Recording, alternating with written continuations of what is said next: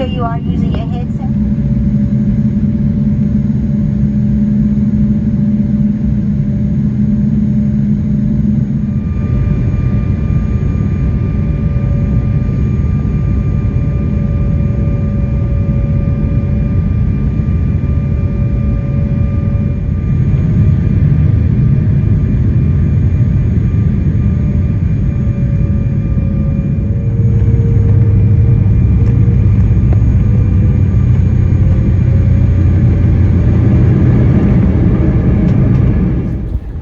Scott Wonder from Wonderwoods here. Welcome to another Wonderwoods video. I am in, you can probably guess it, by the looks of all the tall buildings, not Chicago, New York. We're getting ready to do a showroom here for True Residential. They make refrigerators. And I am up here right now to measure the space. So they got the framing done. I'm gonna walk around a little bit so you can kind of see it. The framing's all done.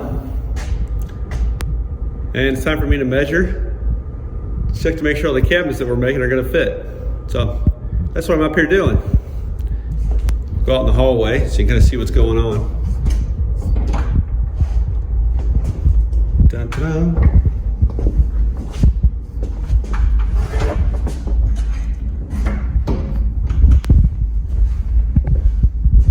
Here's the glass door that goes into it.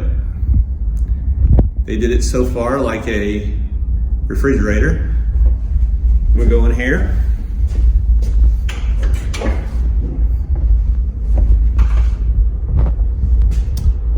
And then in this area is going to be, it's kind of hard to see. It's gonna be a bunch of fridges here. More fridges, more fridges. Basically a lot of fridges. And then we're doing a little conference room around here in the corner. You can tell it's a conference room because it has a table set up in it already. And then over here,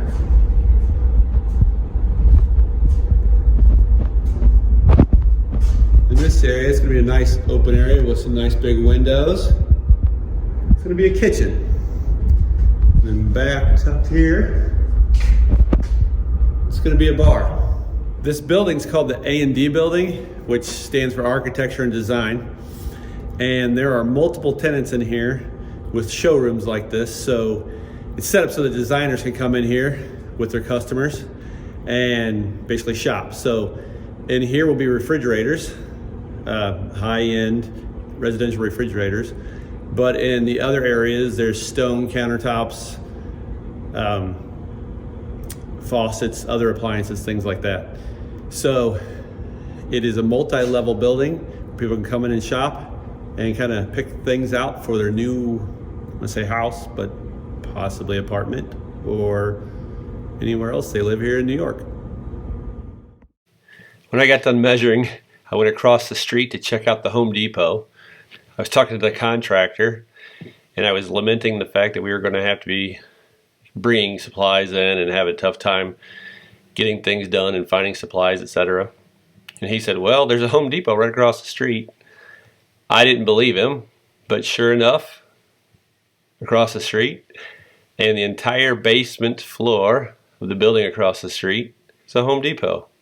You walk in 2 double doors, go down the escalator, and there you are. So I just got to my room, and this is the view. Don't ask me what buildings those are back there because I don't know. I was only in town for one night, so I took advantage of a little bit of free time and walked around the city. Saw a couple of the normal things you expect to see, like the tree at Rockefeller Plaza. And I walked around a little bit and ended up at Times Square. Wasn't even heading there, but I ended up there. And I also found myself a little Krispy Kreme. Got myself a little treat for dinner. And check this out. These are all deliveries for dinner for one building. My flight was supposed to leave early the next morning, so I took a cab back to the airport to head home. So my flight just got canceled, and I've got some extra time here at the airport, so I decided I'm going to go back to the subway or try to figure out how to get from the airport back to the job site, because so far to get to the job site and back I've spent 150 bucks. So I'm thinking taxi's not the way to go. I'm going to try to figure out how to do this with public transport. I'm going to try the LaGuardia Link. There's a bunch of signs here that say public buses to the subway, so that's what I'm going to take. Going down to E train to Manhattan.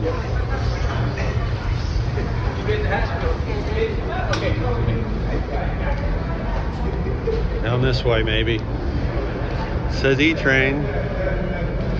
We'll see.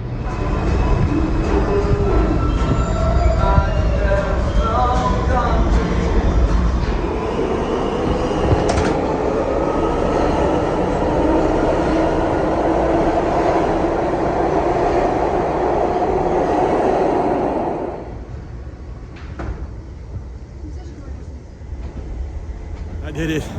I just made it out of the subway station and back here to Manhattan. Now I'm going to turn around and get back to the airport. Here's the subway entrance to go back. Now I'm going back to the E train to get back to a bus to go to LaGuardia. This is it, back to the airport. So I made it through security a second time. I tried to go to Manhattan using not a taxi because I spent a lot of money to get over there and back. This time using the bus and the subway, it only cost me less than $10 there and back to get there and back before I took a taxi and a taxi back, and I spent $123 with tips. So I'm not doing that again. The first car I got into when I came in here and I went to leave the airport was a nice gentleman that helped me out. He guided me to a car. It was in the taxi line. It ended up being not a taxi. I went ahead and went with it. They called it a car service, and he wanted to charge me 70 bucks to get to Manhattan.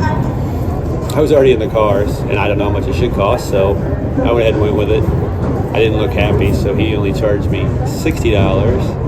But the taxi cab ride back with tip was $65. So I think I'm going to go with the bus to the subway route for less than $10, both directions.